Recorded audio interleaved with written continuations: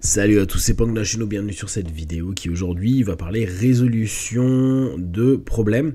Et c'est un article de Psychology Today, je vais vous en lire que certaines parties puisque d'autres je ne les trouvais pas fortement pertinentes pour nous. Nous en tant que praticiens, qu'accompagnants, qu'aidants, on a en plus, si vous êtes praticien d'hypnose, cette étiquette de thérapie solutionniste, orientée solution à minima. Et il y a des éléments qui peuvent être intéressants dans l'article à prendre en compte. Donc, c'est Madame Zorana Ivdesic-Pringle, une PhD, qui a écrit l'article. Je vous en lis que des parties, je vous mettrai bien sûr la référence. Le paradoxe de la résolution réussie de problèmes, les chercheurs montrent la nécessité d'investir du temps dans l'exploration du problème. La réussite de la résolution créative des problèmes dépend de la manière dont nous les envisageons. Les meilleurs résolveurs de problèmes passent plus de temps à explorer le problème qu'à générer des idées de solutions.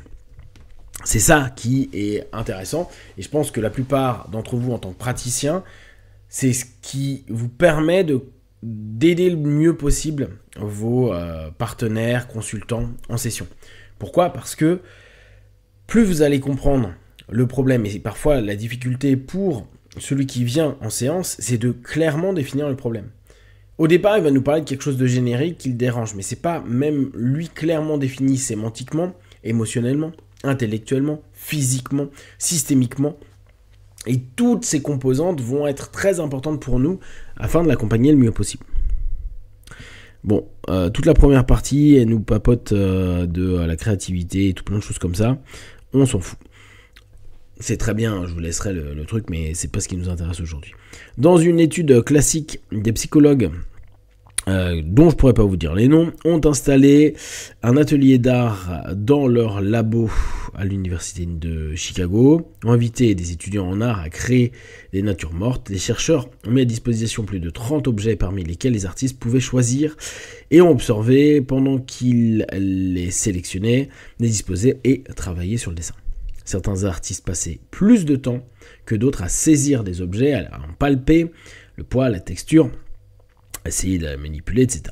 Ils les disposaient, prenaient du recul, etc. etc.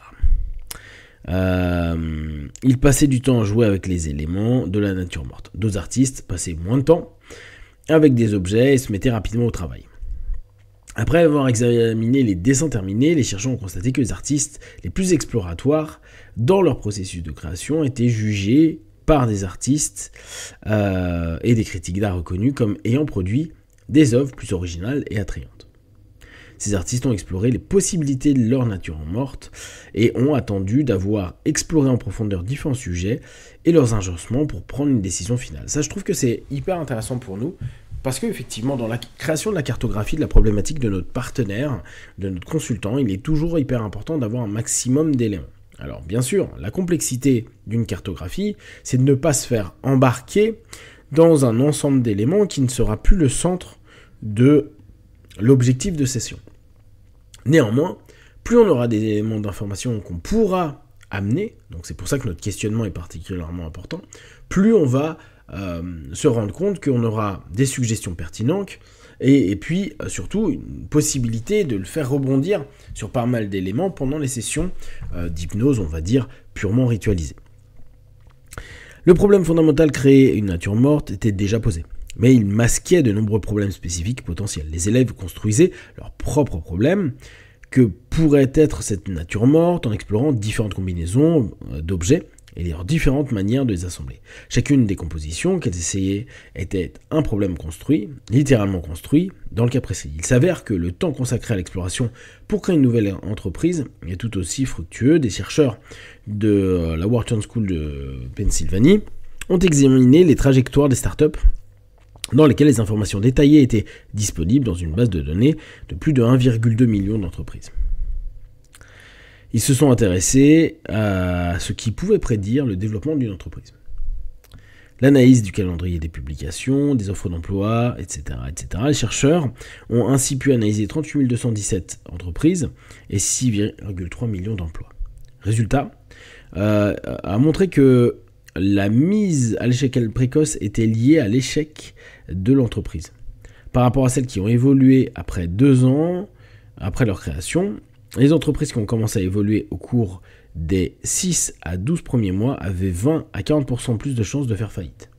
Et là, on revient sur, pour ceux qui sont créateurs d'entreprise ou qui sont intéressés par le business, s'il y a un business plan, c'est qu'il y a vraiment une raison. Si on demande vraiment aux personnes de se projeter, de créer des plans financiers, des probabilités, si on demande vraiment de faire une démarche par rapport au marché, par rapport aux concurrents, par rapport à la place où on est, pour ceux qui connaissent les 4P, prix, place, produit, promotion, vous avez vraiment une démarche en amont qui n'est pas juste j'ai le bon feeling, j'ai un bon produit, j'y vais. Il y a plein d'éléments à prendre en compte et effectivement, plus vous êtes en train d'aller loin dans les problématiques que vous pourriez avoir, plus vous pouvez anticiper les hicks, parce qu'il y aura des hicks dans les créations d'entreprises, mais dans la vie de façon générale, et si on revient pour nous dans l'accompagnement, on part sur quelque chose, puis il y a un élément qui émerge et on fait si je l'avais su avant, ça aurait été peut-être hyper intéressant. Et du coup, on va devoir rétablir certaines choses. Parfois, on perd un peu de temps et parfois, on perd un peu de qualité dans ce qu'on est en train de proposer. Les chercheurs ont émis l'hypothèse que l'expérimentation était la clé du succès. Pour vérifier cette hypothèse, ils ont observé si les entreprises utilisaient des outils de test AB qui permettent de comparer les différents attributs d'une idée commerciale à grande échelle. Utiliser ces outils revient à expérimenter différentes fonctionnalités du produit, à déterminer laquelle de l'idée A ou B est la plus performante et ainsi éclairer les étapes suivantes. Comme il le soupçonnait, une telle expérimentation était associée à un risque d'échec moindre. Ce qui est logique, je crée de la projection, je vois l'ensemble des problématiques, je suis en train de créer un ensemble d'options. Donc pour ceux qui suivent un peu Condor, j'ai un cadre. Mon cadre, plus il est connu, clair et précis pour moi, plus je peux voir les ensembles d'options qui vont se créer, que je peux mettre en place, mais aussi les options problématiques que je vais devoir neutraliser avant de prendre mes décisions. Les implications de cette recherche sont très concrètes. Pour obtenir de meilleurs résultats, ne vous arrêtez pas prématurément sur des solutions, aussi raisonnables soient-elles. Et c'est vrai que aujourd'hui, encore plus, où on va avoir cette attitude à se dire bon, il y a une solution, je la prends, c'est le plus simple. C'est effectivement le plus simple, c'est pas forcément le plus performant. Donc parfois à se dire ok, j'ai des options de solutions, c'est cool.